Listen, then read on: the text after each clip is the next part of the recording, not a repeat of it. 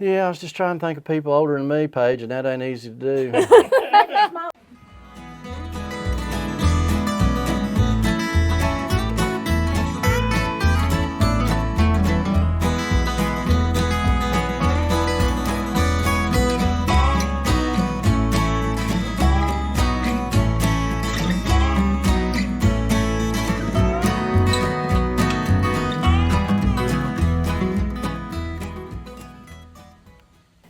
2026 marks 250 years since the signing of the Declaration of Independence and the creation of a new nation dedicated to life, liberty, and the pursuit of happiness.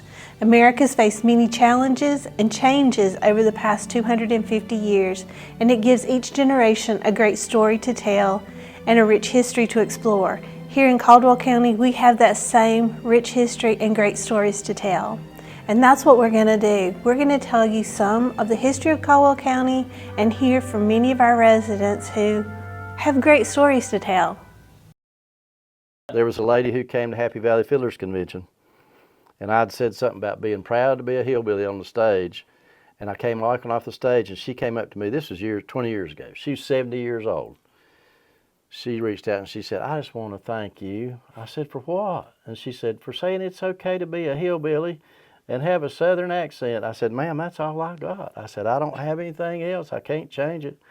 I said, "And my accent's just as good as anybody else in the whole wide world." That's right. And she said, "I've gone through my whole life feeling bad about myself because of where I'm from and the way I talk." I said, "Well, you're a rich woman, and you don't have to take a back seat to anybody." And that's the way I see it. And I'm not that I'm, well, I could be boastful about it, but you can't deny your heritage. You have to embrace it. And so my parents' generation tried to deny it. They were the people who came from the farms.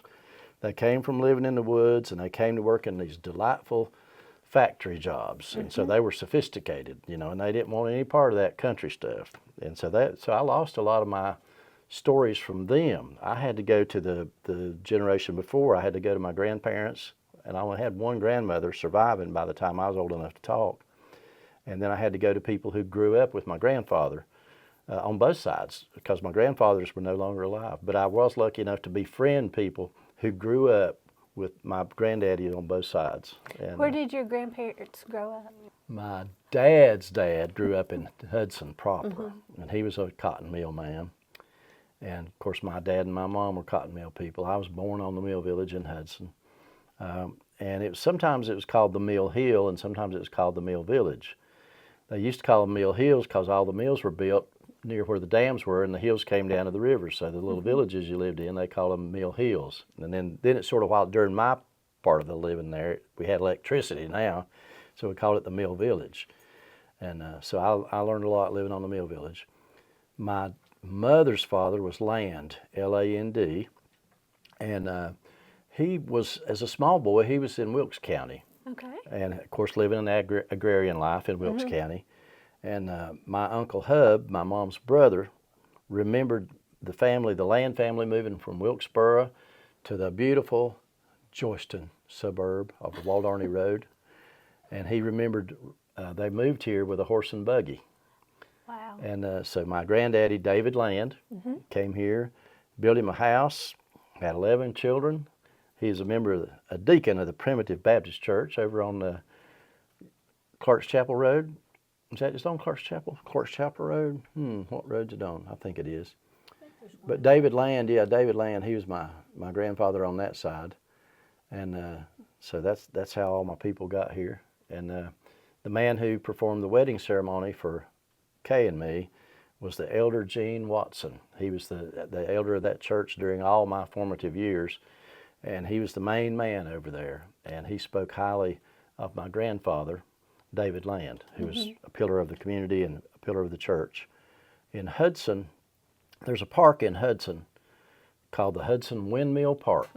And the man who built the windmill was Bain Hickman. And Bain was a friend of my grandfather, Clyde Crouch, on my father's side. And so those were the people that I learned about. My mom's mother, who was married to David Land, Callie Estelle Land, I didn't know a lot about her because my mother was the next to the last child of 11, and by the time my mom was old enough to cook, she was taking care of her mother who was bedridden and died young. My grandmother, Mary Crouch, on my father's side, was a woman who probably went to work in the cotton mill when she was 11 years old. And by the time I was born, she had already worked in the mill 40 years. And by the time I was of age, she just lived, I guess, at home. She may have had some kind of Social Security. And my father, we always lived close to her, and my father and I, we always did the house chores. And plus my father had a brother, Cole, who lived with her, and he helped out a lot. So there we are. There we are. That's part of it. That's part of it. Yeah. I'm going to ask, how did you get your start in music?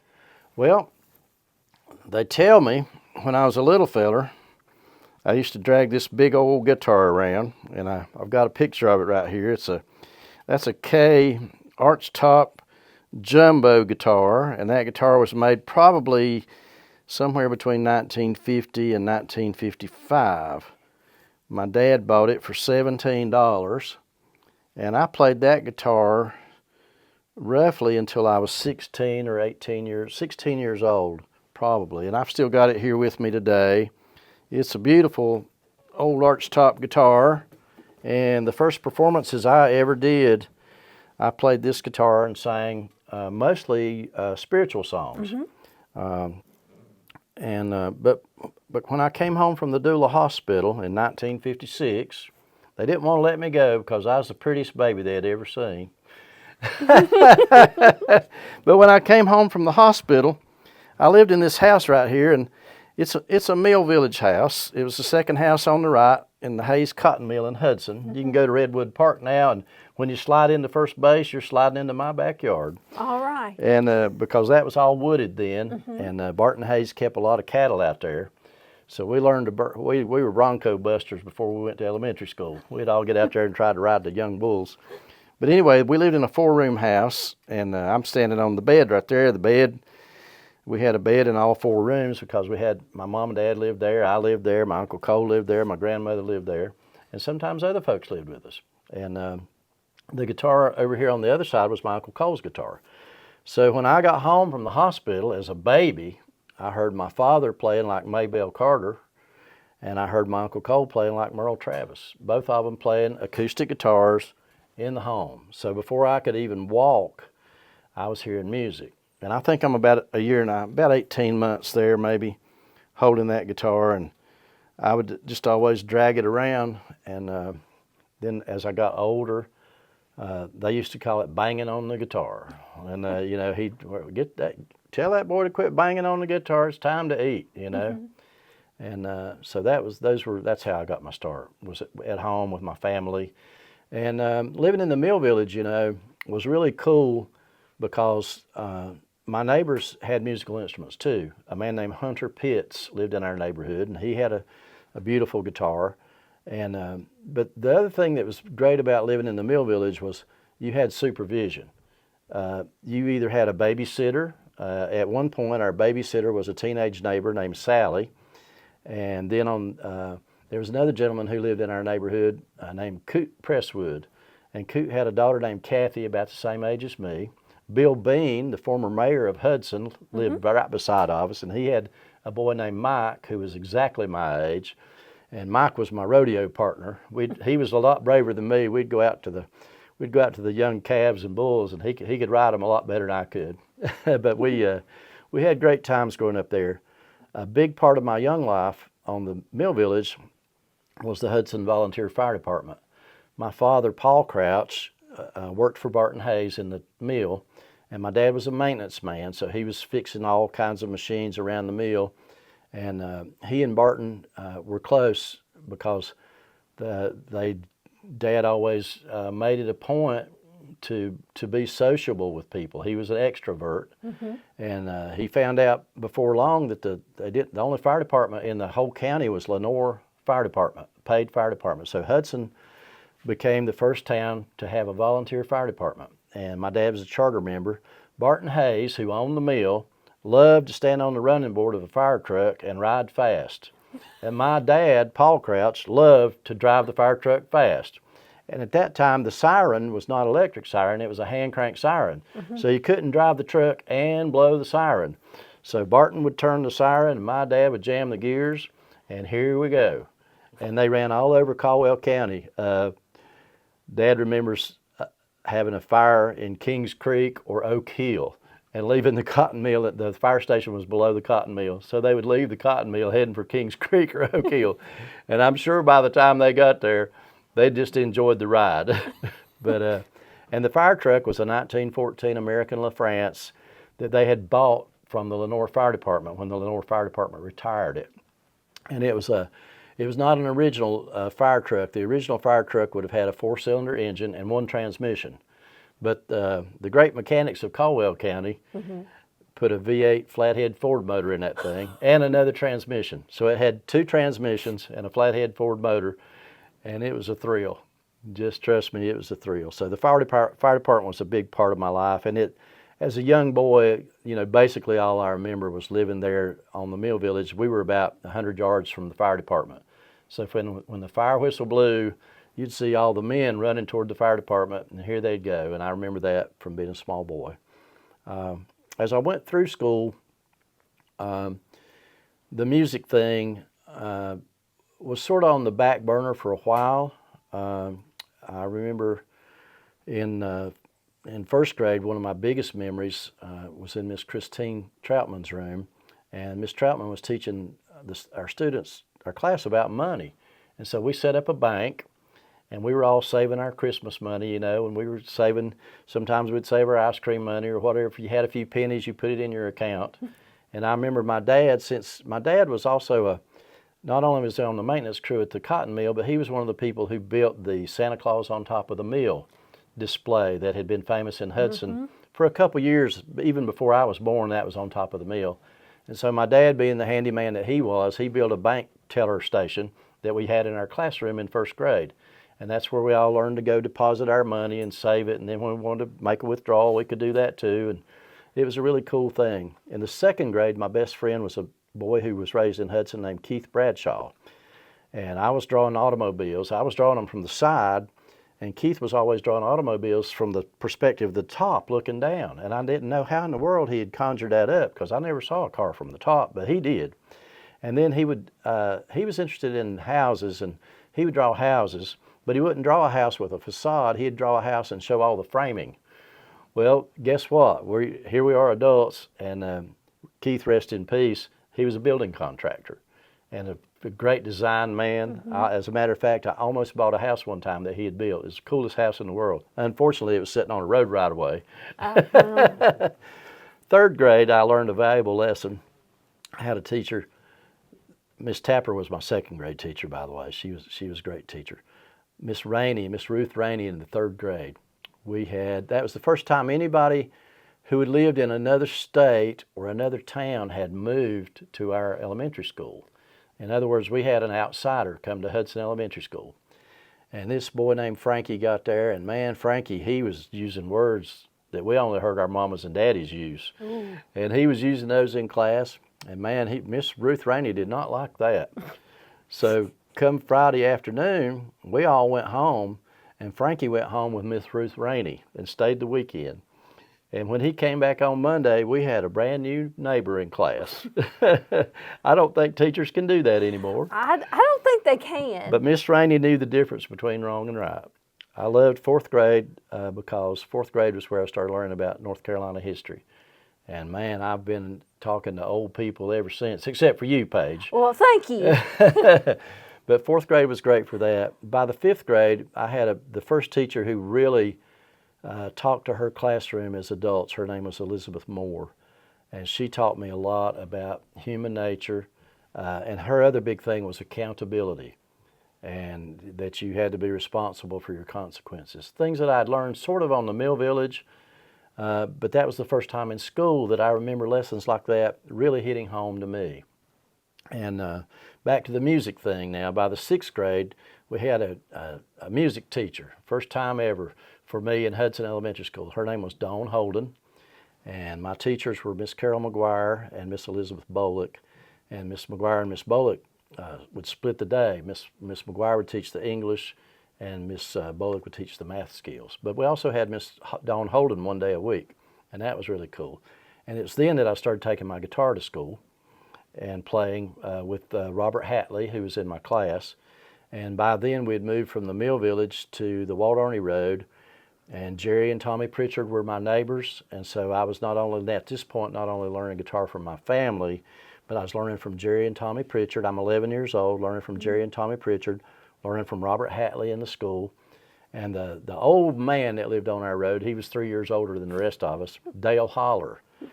Dale was a rock and roller, and so I learned to play the boogie woogie. And but that was 6th grade, and I remember that's the first time I had learned songs from a teacher other than Vacation Bible School. When I still lived on the Mill Village, in June, the bus would come through the Mill Village, and if you wanted to go to Vacation Bible School, you just jumped on the bus and there you went. First Baptist Church of Hudson, North Carolina. Deck Taylor was the choir minister. We call it the minister of music now.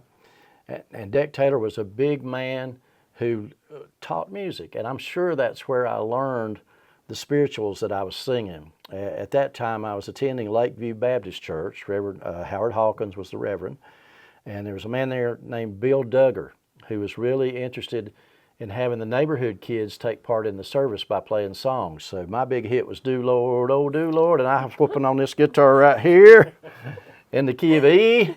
Thank you very much, and singing the "Do Lord," and so that was big year. Plus, not only did I meet Dawn Holden as my music teacher, but in that same year, I met Mr. Robert Love and Claude Cogdell, and they were the band teachers, and I was playing trombone in 6th grade band. And from there, another year rolls by, and that's 7th grade. And by the 7th grade, I was having to make some really hard decisions in life. I had been playing 3 sports in school, but my schoolwork, my athletics, and my music were starting to run together. And that was the first time in my life that I really just had to make up my mind about something. And luckily I had good advisors for that. Like I said, my band teachers and Miss Dawn Holden, they were my heroes. Mr. Austin Moretz was a teacher at Hudson School, and his wife was my 7th grade teacher, Mr. Moretz. Really? Yes, and so the main thing, 7th grade went by in a hurry. I remember that being a pretty big blur. I was starting to have some really serious discipline problems in 7th grade because things that Miss Moore had tried to teach me about accountability were getting in the way of my fun. And so 7th grade year probably was my toughest year ever in school, including college and including the 30 years that I taught school. But luckily I lived through it, and by the time I got to the 8th grade, as musicians, Jerry Pritchard and Bobby Miller and me formed a band called the Young Generation. And so by the time 8th grade rolls around, we've got this 3-piece band, and we get to play for all, because of Miss Dawn Holden, we get to play for all the school dances. Mr. Roy Coffey is the principal, and he lets us set up our equipment in the school auditorium. And since we're country kids, we get to school an hour early. So we get to school an hour early, and we jam in the auditorium. And nobody ever said turn it down or turn it off. We were encouraged. And so that was really a cool thing for 8th grade year. By the end of the 8th grade year, we had incorporated a female singer, as young boys would. And there's a great picture of our band near the end of our 8th grade school year of us playing the great Carolina Opry that was there on 321 now. Now they call it a flea market, but it was the Carolina Opry, and it was a premier music venue in North Carolina. There were 3 big venues at that time in North Carolina. One was the Carolina Opry, one was Cat Square in Lincolnton, and the other one was Lake Norman Music Hall and in Mooresville. And so we were big dogs on the stage of the Carolina Opry. So that was the nucleus of it all. And by the end of the 8th grade year, another great music teacher had entered my life in the public school system. Her name was Daisy Robinette. And Miss Robinette was the first music teacher I had who emphasized music theory. Not only did she want us to play, she wanted us to understand how the music was relevant to society, and she wanted us to understand the rules of music. And for me, that was perfect. And by the 9th grade, I had made my decision that I could no longer play sports, that music was going to be the thing. At that point, it became between music and automobiles. I was still very much interested in automobiles. When we moved from the Mill Village to the Waldarney Road, I'd only lived there about 3 years when a man named Gary Lale built a house right across the road, and attached to his house was a garage where he built 32 and 34 Fords. He had Corvettes, he had 40 Ford Coupes, motorcycles, anything that moved and moved fast, we worked on in his garage. His parents were very interesting people because they were both airplane pilots. They had met at an airfield, and they, all through their marriage, they kept a plane over here at Lower Creek Airport. Of course, Gary learned to fly as well, built his own airplanes. He was just the perfect neighbor for my interest. In other words, I was learning mechanicking from my dad, and then this was like the icing on the cake to meet a man who knew so much about not only mechanicking, he was a body man, and he was not only interested in fixing what was torn up, he was interested in designing automobiles. He built this great car one time, a 34 Ford Coupe, and it had a V8 engine that only had 4 cylinders that worked. There were 4 blank pistons in this engine, and so it was a V8, but it sounded like a V4. And he built it during the time when the first gas crunch came along, and so to conserve, So that was one of my wonderful memories growing up in Caldwell County. And his story about me was when I was sitting under the tree in the front yard, which is where I practiced this guitar and the trombone. But he remembered me playing the guitar, and he called me young man. He said, young man, I was so glad when you finally learned to play Home on the Range, because he'd hear me out there, don, don, don, don,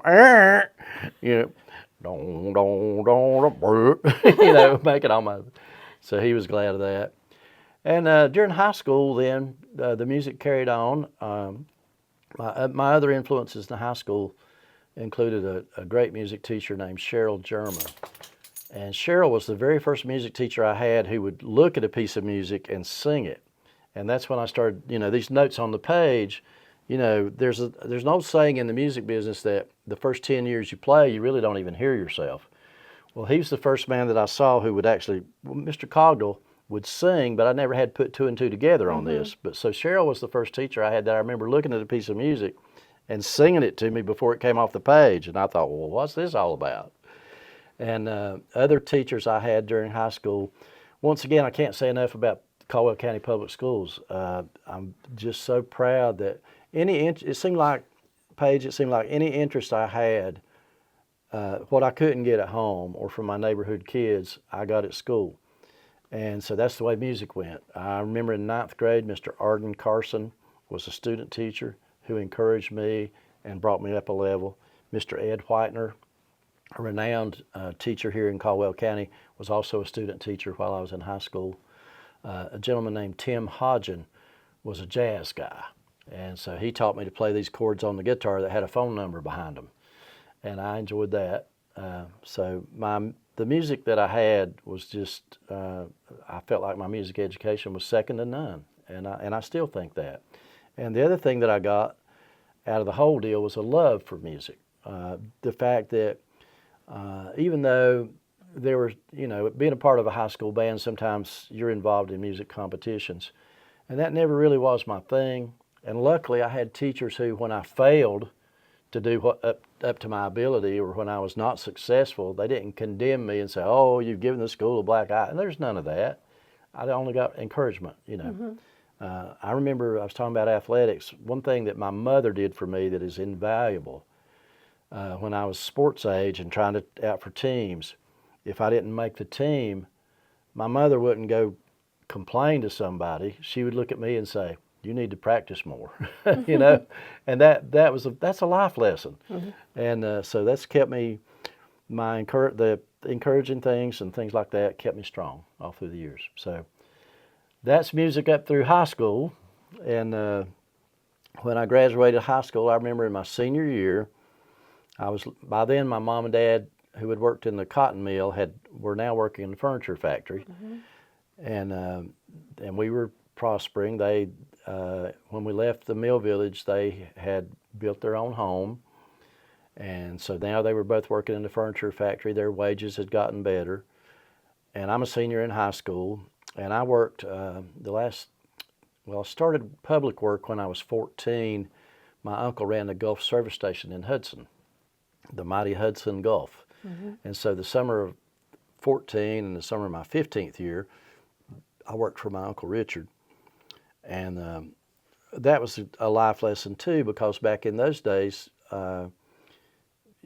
people pulled up to the gas pump and you pumped their gas and you checked their oil and you cleaned their windshield.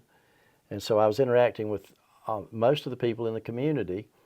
And then I met one of the most amazing musicians who ever came to Caldwell County, because he was riding shotgun in a station wagon that pulled into the gas pump, and his name was Clarence H. Green.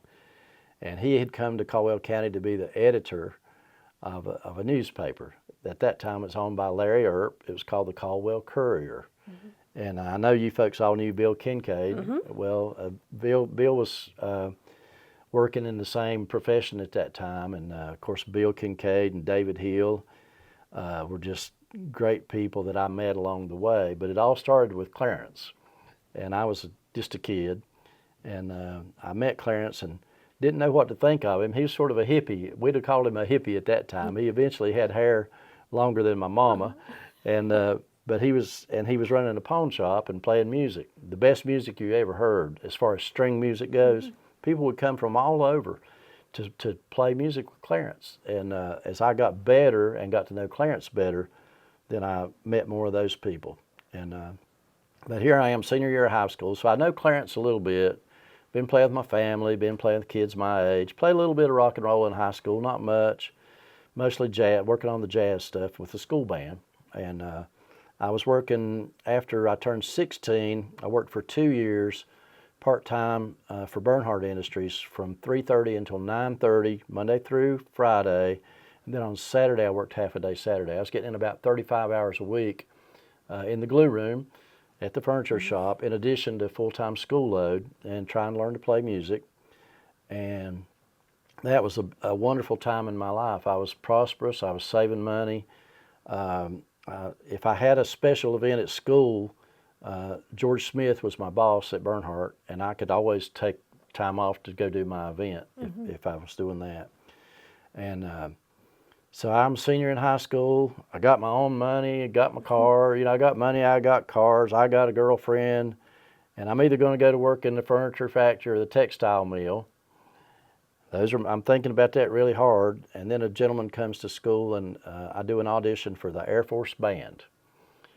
Well, I'm an okay tuba player, but I tell this gentleman who's doing the audition that I also play guitar. And he says, well, do you play bass guitar? And oh yeah, I play bass. I didn't, but for that interview, yeah, I play bass. That's how you get bass jobs. You always say, yeah, I play bass. So he was he was set to offer me a thing in the Air Force Band. And so I would go to my mom and dad and I say, you know, this music thing is something I think I'm going to do. And this guy's offered me, you know, to join the Air Force Band. I said, or my guidance counselor tells me I could go to Appalachian State probably and be a music teacher. And my mom and dad did not want any part of me going into the military. And they said, we will send you to Appalachian State.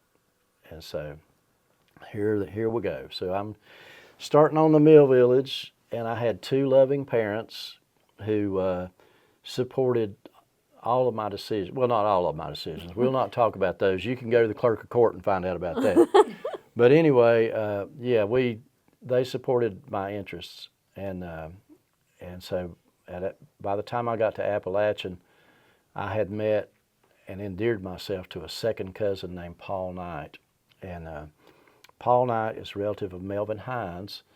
And by the time I finished high school, there were two music stores in Lenore. There was Hines Music, And then Mr. Love and Mr. Cogdell, my former teachers, had opened the music center. And Melvin Hines, my mother always told me that I was kin to Melvin, and I didn't really know how, but it was through my grandmother, my mother's mother, who was Callie Estelle Knight, was her maiden name. And so Melvin Hines had married into the Knight family, and then here's Paul Knight, and I had an Uncle Charlie Knight who ran a store in Whitnall, and he was an old-time fiddle player. And so on my mom, that was the music on my mom's side. And Uncle Charlie was a businessman, but more of an old-time fiddle player.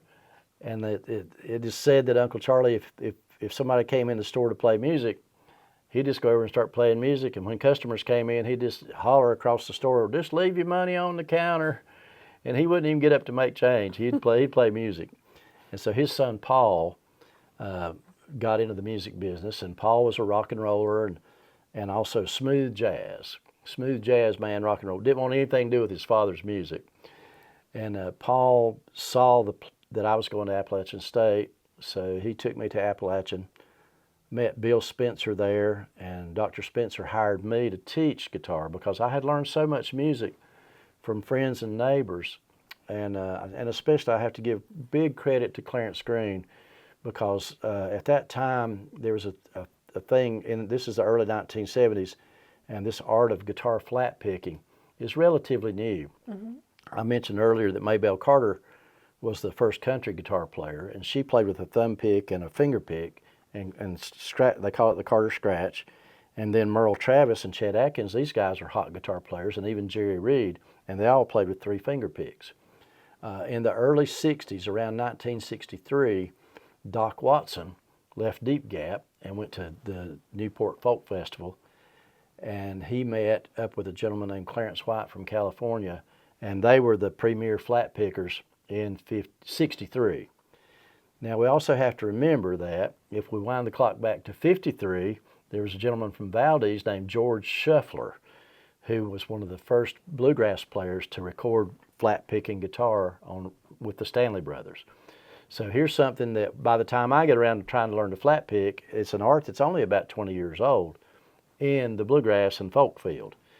And so because of Clarence Green, who himself was an excellent flat picker, when I get to Appalachian State in 1974, the guitar teacher up there hears me play and realizes this is authentic. Where does this come from? And so I'm hired to teach that at Appalachian State. And that was a big boost for me too. And during that time, I'm playing a lot of music. I'm still trying to play jazz with the Appalachian jazz bands and trying to do that. But my heart's going more and more back toward the music of my father and my Uncle Charlie, the old time and the bluegrass music. And I'm in the lobby of the music building one day. I'm supposed to be practicing the tuba, but I'd also taken up the 5-string banjo along the way, and my heart was in the banjo. And so I'm sitting there with my banjo case, and I'm complaining that I'd really like to start a bluegrass band. I know a bass player, and I know a guitar player, and I'm a banjo player. And I just say out loud in front of everybody in the lobby of the music building, "There's not a mandolin player within 50 miles of here." And the custodian who's sweeping the music lobby says, "I play mandolin." So I guess I'm the only music major at Appalachian that ever formed a band with the custodian. And he was Roger Duckworth, and he, that was just a temporary job for him. He and his wife had moved up from South Carolina, and he took the first job he could get when he got to Boone to keep his family going. And we ended up playing music in college. By the time I had graduated Appalachian State University, I had met my wife, Kay, and we were playing classical music at school. And in '79, the spring of '79, I proposed marriage to Kay. And by that time, she had visited Caldwell County a few times, and she decided that this would be a place for her to live. And I was just as happy as I could be, because we came here, and the rest is history. Kay and I ran, I'll just make it in a nutshell, we ran a country band from 1980 until 93. And in 91, we started a band called Strictly Clean and Decent that Ron Shuffler and Reggie Harris and I had been playing. Reggie's brother got old enough to play music with Reggie by 91, and so he left our trio, and Kay came in at that point, and we started playing acoustic music and electric music. By the summer of 1993, Kay and I both had our fill of the electric music and hauling trailer and van loads of stuff every weekend. After a full week's work, then you go work all weekend. We'd grown tired of that, honestly, and we started playing more acoustic music. And then we had also, in the mid-'80s, we had taken a couple years off from our band and played at Country Adventures Barbecue Barn in Hickory. Clarence Clement, great Caldwell County man. I highly respected Clarence for what he did. The rock quarry used to be on where the loop goes around now, and when I was a little boy, we always talked about, finding automobiles in the rock quarry and not knowing what was in that hole over there. But Mr. Clement was a man worth millions and millions of dollars.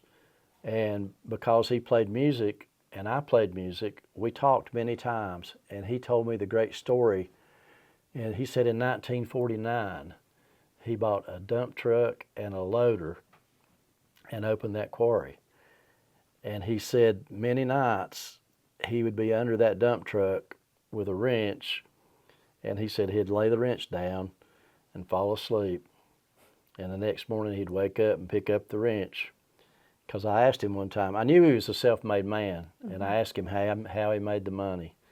And he told me about from the very beginning. And then, of course, later on, he got government contracts in the Philippines. He built interstate systems in Texas. He was known worldwide. And so he had this deluxe music gig that Kay and I were lucky enough to do for 2 years. And so we were both teaching at that point. Kay was still working in retail. I'd taken a job teaching middle school music at that point.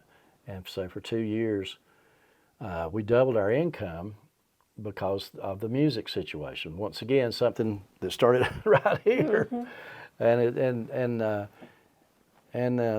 by the end of the 1990s, Kay in '85, she went to work at Caldwell Community College, and then they started this project to fund a civic center in Caldwell County, and it was just a pipe dream. I mean, we just had the idea was there, and Kay believed in it, and she supported it fully.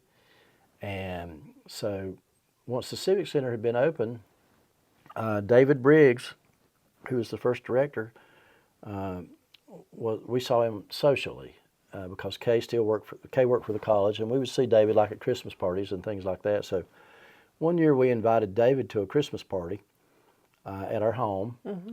We were living in Joyston at the time in a spacious brick ranch house that had a full basement, and so we could have 25 or 30 musicians who would drift in and out. It was as they used to call them, it was a floating shower. And a lot of times the music didn't start till midnight, but it would go until daybreak. And I remember David Briggs was over there one time, and he's just grinning ear to ear, and he was talking about. He said, Patty, he says, is there any way that we could put a show like this on at the Civic Center? I said, are you serious? And he said, yes. He said, what would it take for me to get you and some of these people who are here tonight to come over and do a show? And I said, well, we'll do it. And so in the fall of '98, we did the very first Caldwell Musicians Showcase, which we called Music with a Southern Accent. and it was highly successful.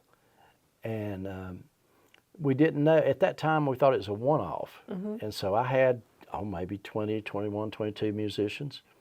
But then within 2 years, Kay had started writing grants, and we had renamed it the Caldwell Musicians Showcase, and we started writing grants each year to produce a recording to archive Caldwell County musicians and do a promotion on that. And that was Kay and myself and Ron Shuffler, who were the members of Strictly Clean and Decent. And we continued that for 25 years, in addition to doing a lot of other things. But that tradition continues. And honestly, that all came from the community of music that was the Mill Village. Because what happened in the Mill Village was people who lived in outlying areas came into town to get a job, and so you're playing music with your neighbor, and you would have never met that person because maybe that person lived in Tennessee and you lived in Hudson. Well, because the person from Tennessee moved there for the job, so it's all about. I got a good dose of music growing up in Hudson, North Carolina. I sure did. What about the Fiddlers Convention? How did that get started? Well, that was a gentleman who came to Caldwell County around 1998. He came from Florida. His name is Bob Kogut. And Bob came here during a time when Clarence H. Green was still very much alive and well. Some of our top musicians that hung out at Clarence's were two brothers named Doug and Jerry Green. Doug played banjo and Jerry played guitar, and they sang what harmony that only brothers can sing. They sounded great. There was another man named Green who was in Caldwell County at that time named Clyde Green. And Clyde and Clarence were not related to Doug and Jerry, but so they had four Greens in the band, and that was a really cool band, and it was a good time for me because sometimes when Clyde actually joined the Navy at one point, and when Clyde was away, I got to be the bass player in that band, and that was an interesting time, and then a few years later. It was around 98 when Bob Kogut showed up. He was from Florida, and not only was he a fiddle player, but he was a fiddle maker. And he came to Caldwell County, and I think maybe Doug and Jerry Green might have had an influence on him moving here because they had been, they both worked in the furniture factory, but as they got older, they had quit the furniture factory totally and were just playing music for a living, so they were traveling. And I'm not sure. We'd have to ask Bob to get the whole story, but I think that Bob met these guys and then came this way. And when Bob Kogut got here, he played around in a lot of different places, and Bob had a lot of great ideas about how to build a community and bring people together. He was going to jam sessions, and so I think the very first Fiddlers Convention would have been a collaboration between Bob, Tony Jones, who owns the property, Tony Deal, and Alec Bernhardt. I think those might have been the four people. Now, along the years, there have been so many people that I cannot even tell you how many people were. Two that I remember working diligently, Deborah Ashley and her husband Wade Smith. Oh, if I start naming people, I'm going to leave people out. You're right. And I don't want to do that. But the convention started from very humble beginnings and a very humble budget, and it built until at its peak time, we were having a couple thousand people show up. The budget for the festival was running around $30,000 a year, and along the way, some people came and went. Tony Jones remained faithful to the whole project. He still is. Alec Bernhardt and Tony Deal have each turned 80 years old, and they're tired. And so now what's been going on for the last 2 years is called Happy Valley Jamboree. And what we've done, the budget has been cut considerably. As I said, in the prime time, the budget for that event was around $30,000 a year, and now it's back to $3,000, and it's more homemade. And we just finished that event, the Jamboree, and we're trying to rebrand it. It's hard for all of us to say Jamboree. Convention implies a contest and contest money, and Jamboree is more of an informal thing, and it's more close to a festival. A festival is where you just invite people to come and enjoy the music and enjoy each other. And we're rebranding and trying to get by on a shoestring budget, and not only a shoestring budget, but at this time, we do have pretty much a skeleton crew because a lot of the people who were older and did all the work have aged out. Now, just like Kay and Ron and I aged out of the musicians showcase, we were able to turn that over to a young man named Andrew Massey, who's doing a great job with it. And so Tony Deal and Alec Bernhardt turned the Fiddlers Convention, which is now Happy Valley Jamboree, over to a gentleman named William Ritter. And William is a traditionalist. He's a great musician, great storyteller. He has a huge respect for the culture of a given community. This past year, we honored Christine Horton, piano player in her late, I shouldn't say her age, but she's in her late 80s. And also Jack Thompson. And Jack is 94 years old. And next year we have another, we've already picked out our honoree for next year. And so what we're trying to do is honor some of these musicians who have been around Caldwell County. Christine was mostly a honky-tonk piano player in her younger years, and she still honky-tonks pretty good. Now, probably some people would say she's a gospel piano player, but she can honky-tonk it. And then there's Jack Thompson was always a bluegrass man. I've mentioned Maybelle Carter a few times along the way. Well, he would be a disciple of the Carter family, Stanley Brothers, Flatt and Scruggs. And our recipient next year, who shall remain nameless at this point, comes from another genre of music altogether. And the genres in Caldwell County are amazing, I think. Right now, I see that we have a renaissance of young players. Back to Bob Kogut, for example. When Bob first came to Caldwell County, I knew 2 fiddle players, and he made 3. Well, right now, I can name you a dozen. And we all picked up fiddles because of Bob Kogut. I don't think I would have, I played guitar because of my family playing guitar. I played mandolin and banjo, mainly thanks to Clarence Green, and also thanks to then George Shuffler and Ron Shuffler that I played music with. The Shufflers, that's why I play bass. George Shuffler revolutionized bass in bluegrass music, and he revolutionized guitar in bluegrass music, and so that I have to study that. A lot of good musical families. There's a gentleman in Caldwell County who I actually met him at Clarence Green's through my cousin Paul Knight that I talked about earlier. His name's Cecil Palmer. Cecil was brother-in-law with Charles Harris, and we've got Reggie and Ryan Harris there, who were 2 of the finest Caldwell County musicians. Well, they grew up listening to their dad play music with Cecil Palmer, much the same way I grew up in my house listening to my dad and my uncle. And eventually all these, in Europe they called them the music schools, and you had your different communities and you had your different nationalities. Well, in string music you have regions.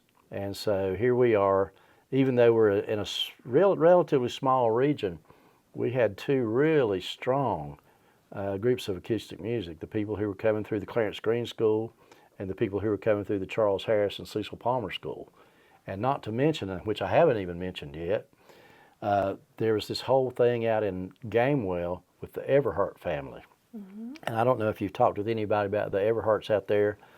My number 1 source on the Everharts was Carolina Ray Whiston. And Carolina he knew all of the Everharts and socialized with them and played music with them. And there's a man named Jimmy Coffey that should probably be on our list. And Jimmy Coffey is probably the last surviving musician out of the Everhart clan. His mother was Ruth Everhart, who married a Coffey. And so he's Jimmy Coffey, and that would be a person that you would probably want to talk to about that. But the music scene, growing up in Caldwell County, it was a paradise for me, Paige. There's never been an instrument that I wanted to learn that somebody in Caldwell County didn't already play very well. So that's a cool thing. That's a really cool thing. Oh yeah, and the mentioned the convention that we renamed the Jamboree. That's really what it's about. And as you know, the more people we have, the more events that are all on the same day. I started teaching middle school band in the summer of 1980. And the first few years I taught middle school band, I could schedule a middle school band concert on any day of the week. Except there wasn't anything else going on. Well, of course, I stayed off Sunday and Wednesday, the church days. Right. But any other day, you could schedule your band concert because there's nothing going on. By the time I retired in 2009, it was an act of Congress to find a night that there weren't at least 15 things going on in Caldwell County. And like I said, there's a renaissance now in Caldwell County of people playing live music.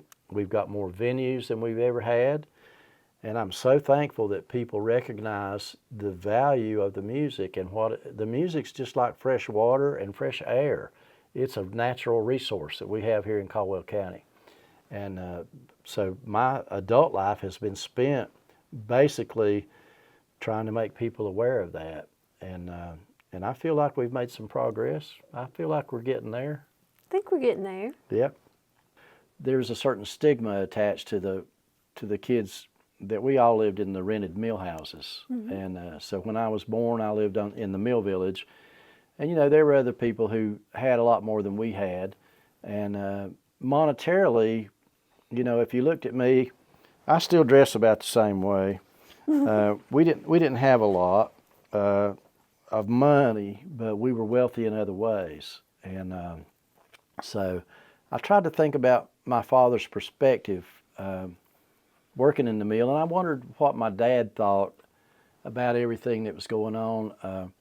My dad was not a formally educated man, but he was a man who could do things that a lot of other people couldn't do.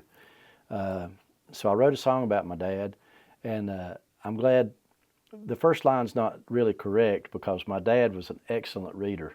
Even though he dropped out of school at a young age, his mother, my grandmother, Miss Mary Crouch, spent a lot of time teaching my dad to read. And he could read and he could write. But just for the song's sake, if you'll bear with me here, Sure. For the song's sake, I used a different line that maybe I thought more people could relate to. But I grew up, where I grew up there, I'm going to have to get this. Oh, goodness. Where I grew up in the mill village, you had a mom and dad who knew right from wrong. And so you were constantly taught what was right and what was wrong. You also had neighbors living on either side who knew right from wrong.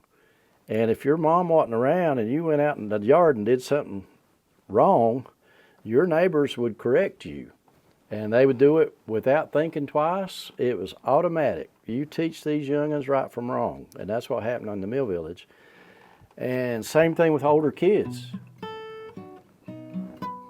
I got to say something about riding the school bus and riding the vacation Bible school bus. Oh, yes. When you were on that bus, there was a pecking order there. And anybody who was older than you knew right from wrong. And the bus driver didn't have to correct you. Somebody in the community would fix you right up. If you got out of line, you would be taught the difference between right and wrong. And I can't tell you, the first time I ever was around a group of people that didn't know right from wrong was my freshman year in college. And Appalachian State's not very far from here, but there were people there who would come from different places. They didn't grow up in the mill village. And these boys and girls, a lot of them didn't know the difference between right and wrong. And they were only there for one quarter. The second quarter, they didn't come back because they had already flunked out. And but that was the first time in my life that I ever saw people that didn't know the difference. So here's a little song about growing up on the mill village. Told from my father's perspective. In about 1959 or 1960. Don't know why I never learned to read or write.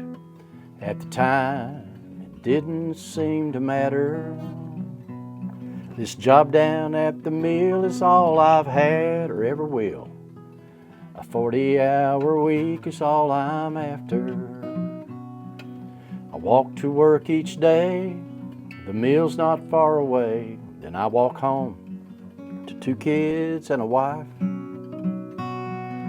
Sun goes up and down in this Carolina mill town, and I'm thankful for the good things in my life. Heard it said it takes a village to help the children grow and understand the value of this life we've been given. Always do what's right with a willing hand.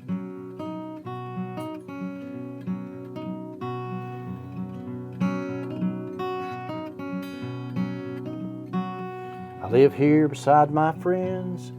Our way of life depends on spinning yarn from boxcar loads of cotton. The work we do is tough. If the mill don't make enough, we'll lose our jobs and we'll soon be forgotten. Heard it said it takes a village to help the children grow and understand the value of this life we've been given. Always do what's right with a willing hand. The trains went in and out, and the bobbins round about, but the spools of the world turned even faster. The mills were all closed down, and the villages and towns, they were left without a soul forever after. Heard it said it takes a village to help the children grow and understand the value of this life we've been given. Always do what's right with a willing hand. Have respect for every woman, child, and man, and always do the very best you can.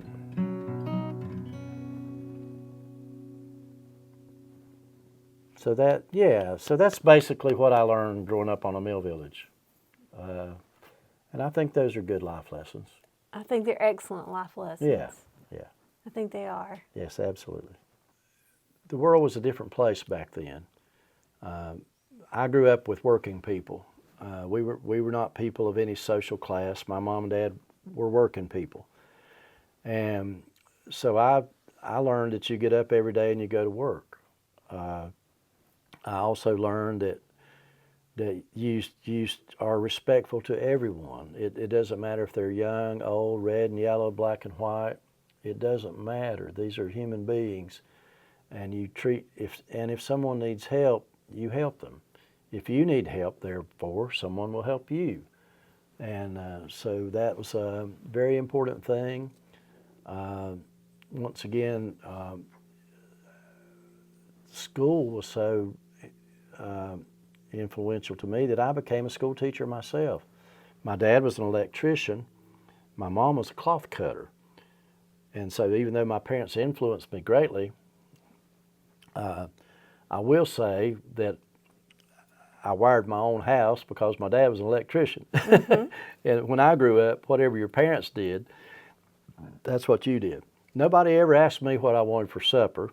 They never asked me where I wanted to go on vacation. Mm. They never asked me which clothes I wanted to wear. There's a line in my song that says, I walk to work each day, the mill's not far away. Mm-hmm. A lot of people in the mill village, when I was born in 1956, everybody didn't have an automobile. Mm-hmm. There were a few automobiles in the mill village, but not everybody had an automobile. And I remember at times my dad and his brothers would share an automobile. I also remember that there was an ice cream truck, a three-wheel ice cream truck would come through, and it'd be playing music, and he had a freezer on the back of that thing, and you could buy yourself an ice cream. And I remember holding my mom's hand as she was walking home from the mill, and the ice cream truck would come. And one of the first things I remember my mom saying was, no, we can't afford it. And so I learned at an early age that just because it's there, it wasn't mine for the taking. And I was not to expect people to give me, if I wanted something, what do you do if you want something? You work for it. And I think that's led to my success as a musician because, you know, a lot of people think you just wake up and fall out of bed one day and you can play music. And that's not really the way it works. As a music teacher, I taught guitar lessons for 40 years. I taught middle school band for 30 years. And so there's 70 years of teaching music. And in those 70 years of teaching music, I saw some of the most talented, people talk about talent, you know, the God-given talent.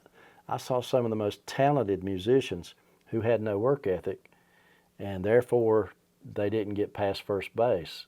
Just the same way you would see athletes. You know, you see young kids, and there's somebody who can outrun, out-jump, out everything, everybody, but somewhere along the way, their compass gets off. They no longer know the difference between right and wrong, and they no longer understand that life's not all rewards. Life is work and then a reward, and that's a lesson I learned before I was 6 years old in the mill village. That's what you learned. One day I was a little feller and I had a little yellow rocking chair, and I must have been, I think I was older than 3 because I remember it. You know, they say you don't really start remembering. I was born in '56. My earliest childhood memory that I know I remember was a memory of my mom's brother, Uncle Jack. I remember Uncle Jack was the first person that I'd seen who was in bed, and we knew that was the first time I ever heard somebody was going to die. He was terminally ill with cancer, and I remember meeting him, and so I was 3. But another thing I remember from about that same time is I had this little yellow rocking chair, and it had vinyl covered, and it had 2 wooden arms. And I don't know what I was doing. There's Ola Bell. I don't know what was happening in my infinite wisdom, but I got my head stuck in the crook of the rocking chair handle.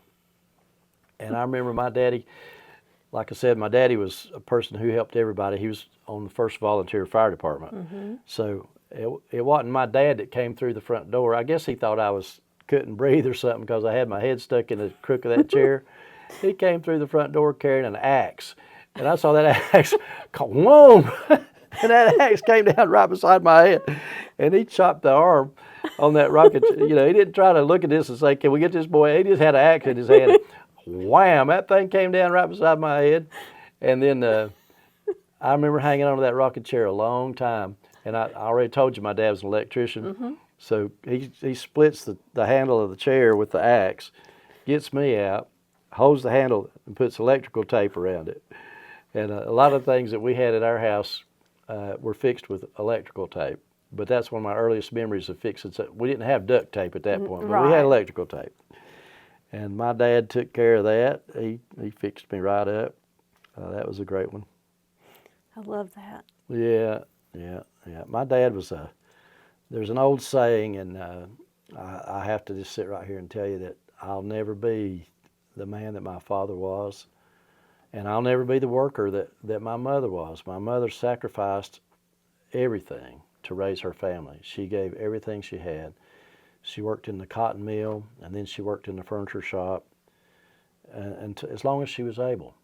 And so I'll never be as strong as my parents were. I don't think I will. But I did admire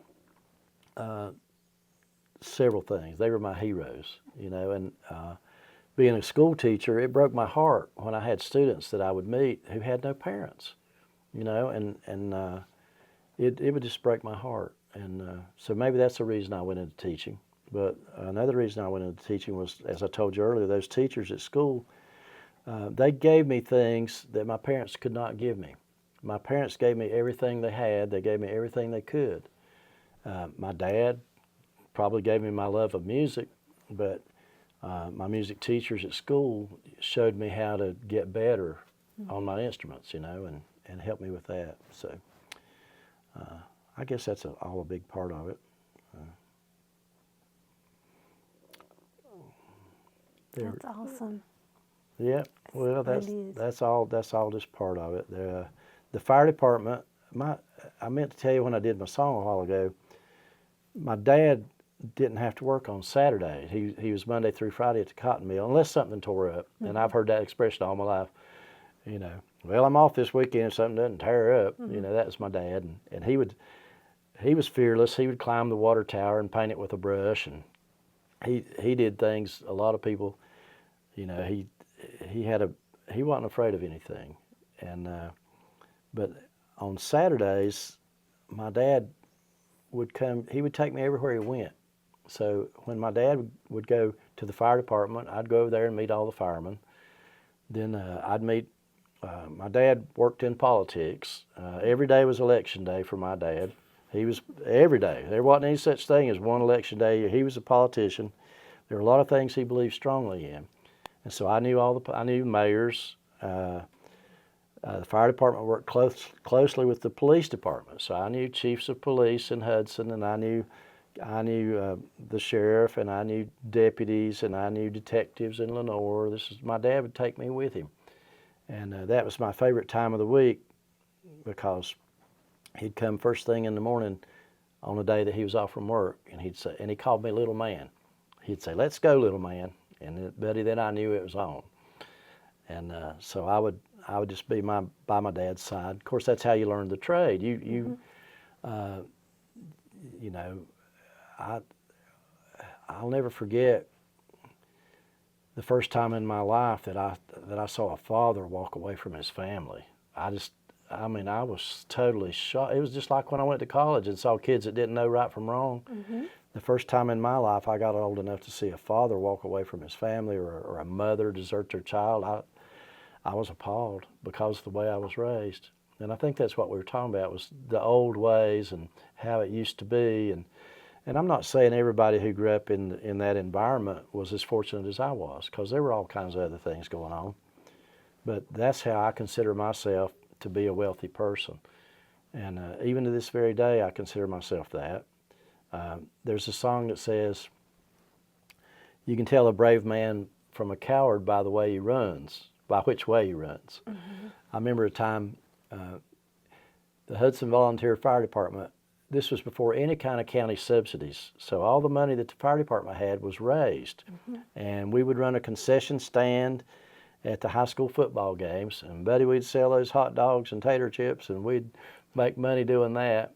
But another thing that we'd do 3 or 4 times a year, and I always loved these because I was into music, and I was helping with the fire department. I would have been 14, 15 in this age bracket here, and we would pull the fire trucks out in front of the department. They'd be parked near the street, and the whole truck bay would be open, and we would have a sock hop, a dance.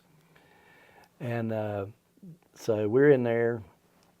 It's probably a Valentine's dance, because my mother had gotten my father this brand new red shirt, and my dad, buddy, he looked good in that red shirt, you know. So I'm going to say it was the Valentine's dance. My dad's wearing his brand new. He got it for Christmas. He didn't just buy a shirt any day of the week. Dad got this shirt for Christmas, and he's wearing his red shirt. And Barry Bishop, a local musician's playing with his rock and roll band. Man, they were good. Barry was a couple years older than me, and he always had really great equipment. Always had a really great band. Band's sounding good. I'm standing over there. I'm not dancing. I'm still too shy to dance. I'm not dancing. I'm listening to Barry Bishop's band, and all of a sudden on the dance floor, a little bit of a scuffle breaks out. Well, there's these 3 firemen standing right there beside the fighters, and they run outside. And somebody said, "Go get Paul," and that's my dad. Mm-hmm. And Dad was outside, so instead of breaking up the fight, they said, "Go get Paul." And so here comes my dad, like Superman or Batman or somebody, you know, comes running up through the crowd, and Daddy grabs the biggest one, takes him down, and then it's just a pile of people, and you can see arms and legs and dust sticking out like you do in a cartoon. And finally, all the firemen, each of the firemen grabs somebody and pull them all apart, and they're all standing there. And I look over there at my dad, and his brand new red shirt has been shredded. There's nothing, you can't even find a place to button his shirt. And I went over there to him, you know, and he looks down at me. He said, "Your mama's gonna kill me." So he wasn't afraid of any of those big old boys fighting on the dance floor, but he was a little bit concerned about going home to Mama with his Christmas shirt torn up. Oh, as a teacher, you know, which I've tried to teach all my life, but as a teacher or as a parent or as just a fellow human being, the most precious thing you can give another person is your time. You know, I've been guilty many times of throwing money at something that my daddy would not have thrown money at. First of all, he didn't have it to throw. But secondly, I think he knew that his time was more valuable than money. And so that's the thing I love in Caldwell County too. I've been fortunate enough in Caldwell County that people gave me their time. And they still do. There's still wonderful people here. But just, you know, I think sometimes we sell ourselves short. Like you might see a situation and you might say, well, there's nothing I can do. Well, lend a helping hand. You know, give somebody your time. They'll appreciate it. And it's more valuable than any money. Mm-hmm. Thank you. Are we good? We got enough BS? I think we got enough BS.